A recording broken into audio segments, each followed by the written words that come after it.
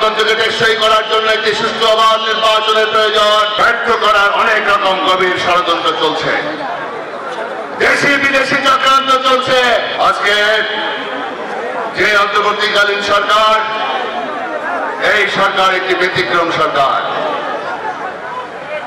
এটা আমাদের সকলের আন্দোলনের ফসল।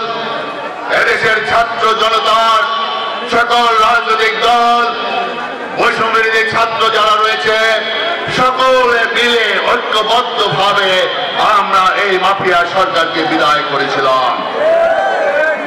আমাদের প্রত্যাশা অনেক, আমাদের প্রত্যাশা এই অন্তর্বর্তীকালীন সরকার যিনি দায়িত্ব নিয়েছেন আমাদের সকলের শ্রদ্ধাভাজন আমার নেতা জনাব তারেক রহমান বলেছেন আমরা ওনাকে সহযোগিতা করতে চাই। এই সরকার যেন কোনোভাবেই ব্যর্থ না হয়, আমরা সেই জন্যই আমরা এই কথাটা বলছি।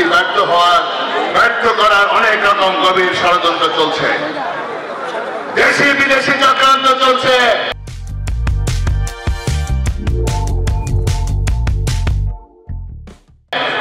এই জন্য অন্তর্বর্তীকালীন সরকারের কাছে আমরা বারবার ন্যূনতম সংস্কার করে দ্রুত নির্বাচনের ব্যবস্থা করা, কারণ যত দ্রুত পারবেন তত দ্রুত দেশের জন্য ভালো। আইন শৃঙ্খলা নিয়ন্ত্রণে আসবে, বিদেশি বিনিয়োগ বাড়বে, দেশীয় বিনিয়োগ বাড়বে, বিদেশিরা গুরুত্ব দিবে, দেশে একটা আইন শৃঙ্খলা শক্ত অবস্থান আসবে। এখন মানুষ এত অনিশ্চয়তার মধ্যে আছে, কি না কি হয়, কোন দিকে যাইতেছে। এটার অবসান হওয়া উচিত। দীর্ঘ 17 বছর আমরা জনগণের জন্য, ভোটের জন্য, আমাদের জনগণের মালিকানার জন্য আন্দোলন সংগ্রাম করেছিলাম।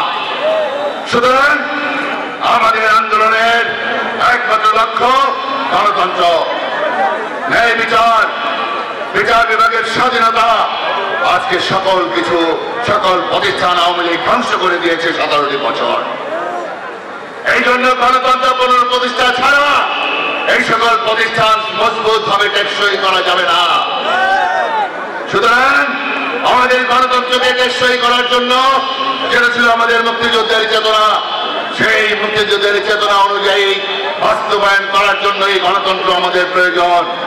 গণতন্ত্রকে টেকসই করার জন্য একটি সুষ্ঠু অবাধ নির্বাচনের প্রয়োজন। আর সেই সুষ্ঠু অবাধ নির্বাচনের মধ্য দিয়ে যদি এই সরকার দিতে পারে তাহলেই হবে সফলতা। আমরা চাই অন্তর্বর্তীকালীন সফল হোক, তারা সফল হোক আজীবন। এই 18 কোটি মানুষ অন্তর্বর্তীকালীন সরকার প্রধান ডক্টর ইউনূস স্যারকে আমরা সম্মান করতে চাই আজীবন।